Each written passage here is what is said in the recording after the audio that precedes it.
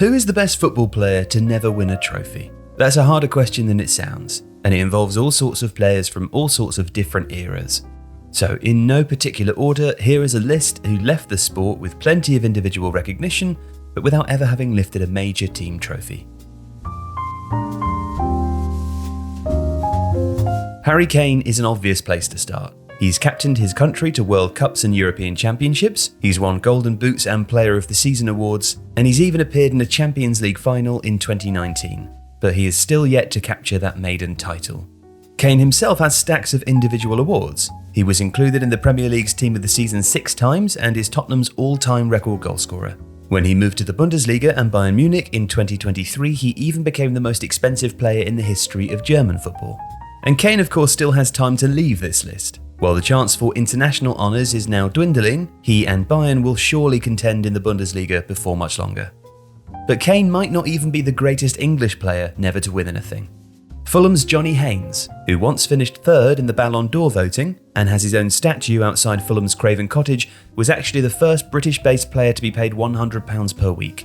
But, in a career spanning the 1950s and 60s, he never won a trophy. Nor did Tom Finney. He spent almost his entire career at Preston and was unquestionably one of the finest wingers in the history of British football. He was a two-time Footballer of the Year in England, but he never acquired the Winners' Medal collection to go with that status, and he retired in 1963. And there are others too, not of the same status, but whose talent took them to good careers and never medals. Matthew Le Tissier was a one-man club with Southampton, always remaining loyal, and for a period in the 1990s made the Goal of the Season award practically his own. He never won anything though, and nor did Stan Collymore, who was one of the most gifted players of his generation, playing for Liverpool, Aston Villa and Nottingham Forest among others.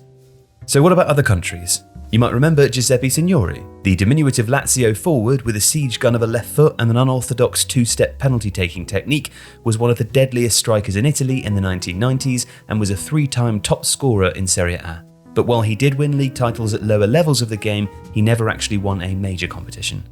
Nor did another famous Italian forward, Antonio Di Natale. The closest he came was in 2012 when Italy reached the final of that year's European Championship. They were thumped by Spain though, and Di Natale, who was actually Italian Footballer of the Year in 2010, never got over the line during a career spent mainly between Empoli and Udinese. Julen Guerreiro's career with Athletic Bilbao came at the perfect time. He broke through in the early 1990s when the game was becoming mainstream, and his boyish good looks and elegant dribbling made him a natural star.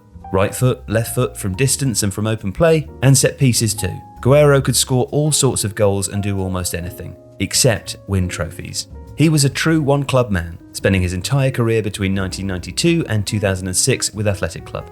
But at a time when not just Real Madrid and later Barcelona would control Spanish football, but when Valencia and Deportivo La Coruña were mightier powers, he and Athletic never broke through. Until very recently, the Bundesliga's Bayer Leverkusen were nicknamed Weiserkusen or Neverkusen on account of their many near misses at the turn of the millennium.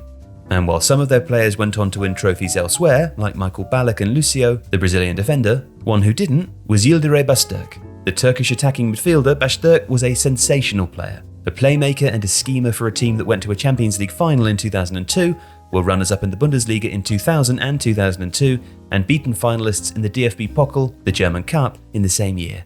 Basturk also played for Stuttgart, Hertha Berlin, and briefly Blackburn Rovers during his career, but never won a trophy of any kind.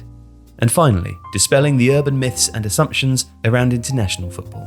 It's always assumed that Socrates, the legendary Brazilian midfielder, simply must have won a World Cup at some point. But that's not true. Socrates did win league titles in domestic Brazilian league football with Corinthians, but he never won a thing with Brazil. His 60 caps were won after the great 1970s era and before the team's resurgence in the 1990s. He never played in a World Cup final, and the closest he came to an international trophy was a 3-1 defeat to Uruguay in the final of the 1983 Copa America. Socrates was included in World Soccer's list of the 100 greatest players in history and was South America's Footballer of the Year in 1983, but he was never a continental or world champion. And nor was Johan Cruyff, who won everything there was to win in club football and captured league titles in the Netherlands and Spain, but was never able to lead the Dutch to glory.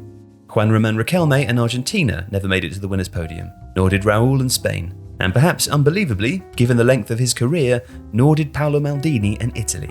He played for his country for 14 years, he won 126 caps, but he lost the 1994 World Cup final on penalties and the 2000 Euros final to David Trezeguet's golden goal.